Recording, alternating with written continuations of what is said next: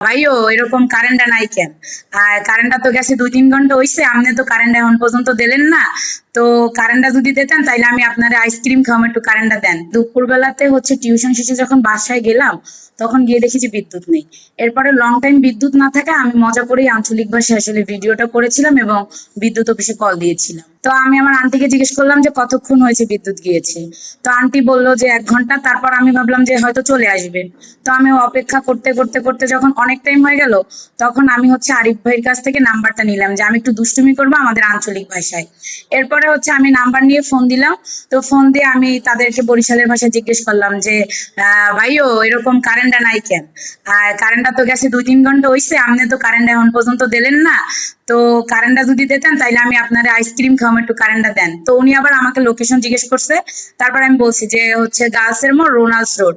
তারপরে আমি জানি যে বিদ্যুৎ দিবে না বা কিছু, আমি একটু আসলে অনেক লং টাইম টাইম কারেন্ট যেহেতু ছিল না, এই জন্য মজা করে, প্লাস হচ্ছে একটু আসলে গরমে একটু বিভ্রান্তকর অবস্থাও ছিল। পাশাপাশি হচ্ছে মানে একটু অস্বস্তিকর বা অসুস্থতাও ফিল করছিলাম। তো ওই জন্য এক প্রকার আর কি একটু মজা করে বা তাদের সাথে একটু টিটকারি মারার জন্যই আমি আসলে কলটা দিয়েছি। তারপর তাকে যখন আঞ্চলিক ভাষায় বললাম, সেও আমার সাথে আবার তাল মিলিয়ে আঞ্চলিক ভাষায় উত্তর দিল। তার জন্য ভিডিওটা আসলে বেশি রহস্যময় হয়েছে এবং পাবলিক বেশি গ্রহণ করেছে। তো তারপরে হচ্ছে তাকে আমি বললাম আইসক্রিম খাওয়ানোর কথা। তারপরে বললাম আবার আপনার আল্লাহরও কিরে, আপনি হচ্ছে বিদ্যুৎটা দেন। তো এইসব বরিশালের ল্যাঙ্গুয়েজ গুলো ইউজ করার জন্য আসলে ভিডিওটা বেশি যোগাযোগ মাধ্যমে ভাইরাল হয়েছে।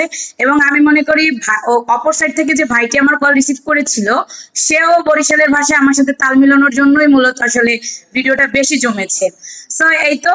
তারপর আমি ভেবেছিলাম যে কারেন্টটা দিবে না, কিন্তু তার কিছুক্ষণ পরেই হচ্ছে কারেন্টটা তারা দিয়ে দেয়।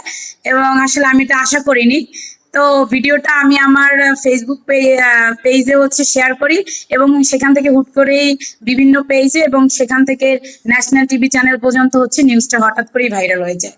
অবভিয়াসলি খাওয়াবো। আমি এর জন্য এটাও ভিডিও দিছি যে ভাই আপনি যদি আমার ভিডিওটা দেখেন তাহলে একটু আমার সাথে যোগাযোগ করেন।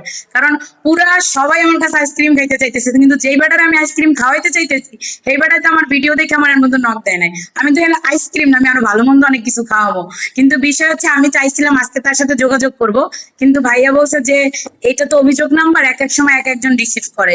সুতরাং হচ্ছে যে উনি যে রিসিভ করবে এরকম কোনো কথা নাই।